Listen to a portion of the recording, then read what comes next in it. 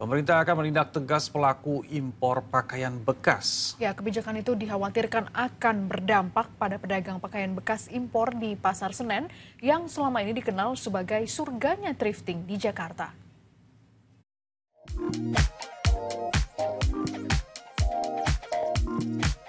Banyak yang bilang Pasar Senen Jakarta Pusat jadi surganya pakaian bekas impor. Dari tumpukan karung, ratusan bahkan ribuan pakaian bekas didisplay setiap hari. Banyak masyarakat yang datang untuk berburu pakaian bekas impor atau istilahnya thrifting, apalagi di akhir pekan. Selain merek hingga modelnya yang menggoda mata, harga yang relatif murah jadi magnet pembeli. Nah, ini yang paling menjadi daya tarik dari masyarakat untuk berburu barang-barang thrifting. Kenapa? Karena memang beragam model dijual dengan harga yang minim, kemudian juga dengan kualitas yang oke. Namun, di balik kepopuleran thrifting ini, pemerintah bersiap nih untuk memberikan aturan yang cukup ketat untuk masalah impor soal barang thrifting ini. Ya, pemerintah kini akan memperketat aturan barang impor, utamanya yang masuk tanpa izin. Khusus peredaran pakaian impor bekas dianggap semakin menggerus industri tekstil dalam negeri. Pasar Senen maksudnya? Oh enggak, nanti kan diisi dengan barang-barang dalam negeri. Padahal itu ada UMKM kan, kecil juga yang dimanfaatkan. Lo pengen menghidupkan UMKM ilegal. Bukan itu tujuan kita. Kita tujuannya menghidupkan UMKM yang legal yang juga bisa menciptakan tenaga kerja di penyerapan, di sisi produksi di sini. Kebijakan itu tentu membuat pedagang Pasar Senen ketar-ketir. Mereka khawatir akan kelangsungan usaha mereka. Ya, kami sebagai penjual di sini ya, tentunya tidak setuju dong kan. Kita kan sini kan mencari nafkah juga di sini kan. Ya karena gimana ya?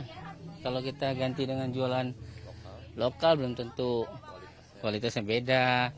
Terus harganya juga belum tentu sesuai kan. Kalau ditiadakan ya kita kan ini kan di seluruh Indonesia mungkin ada kan, apakah banyak yang nanti jadi pengangguran, kita kan nggak tahu kan.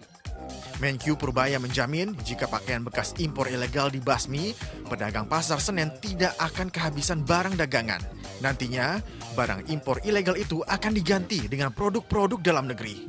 Ya setuju aja sih, tapi kalau lebih peminatnya lebih banyak barang import daripada lokal gitu loh. Harus baik gitu loh. Nah kalau misalkan harganya sama aja kayak impor mahal-mahal gitu mungkin saya kurang setuju sih. Tapi untuk meningkatkan perekonomian kita emang harus meningkatkan UMKM kita kan. Nah itu saya setuju sih menurut. Sebagaimana diatur dalam Permendak nomor 40 tahun 2022, pakaian bekas masuk dalam daftar barang yang dilarang untuk diimpor. Alasannya dari sisi ekonomi agar tidak merugikan industri tekstil lokal. Namun ada juga isu kesehatan. Pakaian bekas dikhawatirkan membawa bakteri atau kuman yang dapat membahayakan kesehatan konsumen.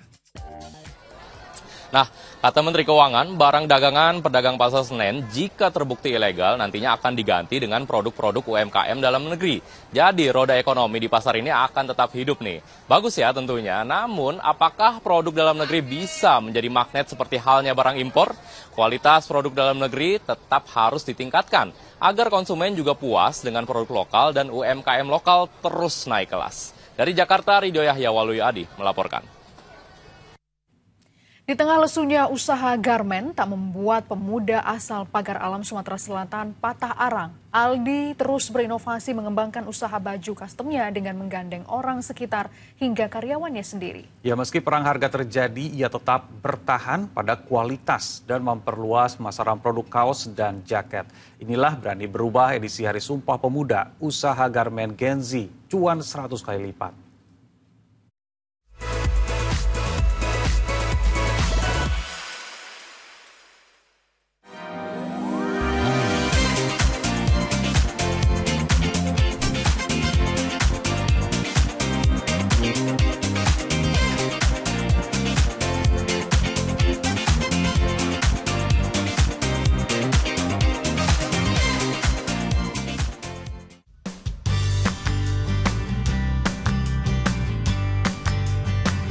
Berawal dari keresahan, kemudian kita bertemu dengan peluang dan momentum teknologi yang tepat lah.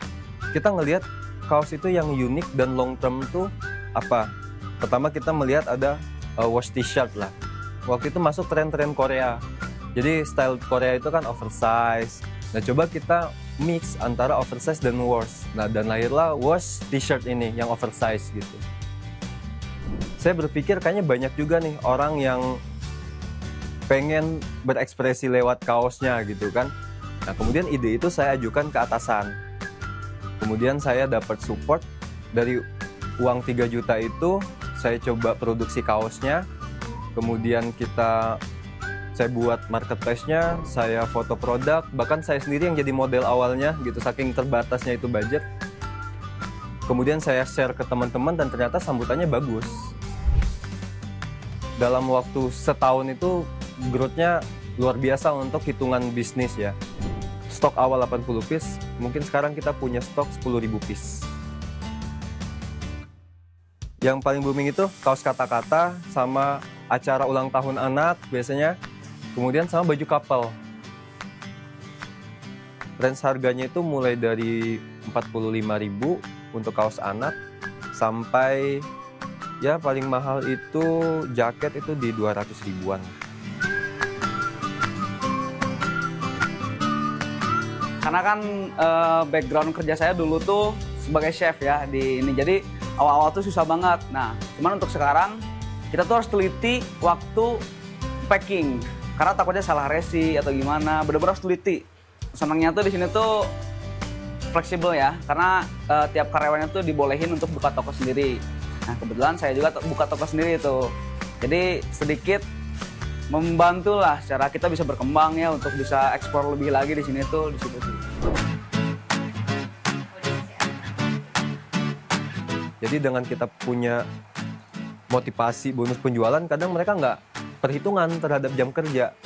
Nah kebetulan juga karena mereka Gen Z, saya juga izinkan mereka untuk punya tokonya sendiri. Dan mereka juga dapat penghasilan dari bekerja di sini. Kemudian kalau reseller, kita ada reseller di Taiwan, di Malaysia, yang nanti kita bakal kirim di satu alamat. Nanti semua yang dia pesan itu bakal dikolektif dan dikirim ke luar negeri gitu.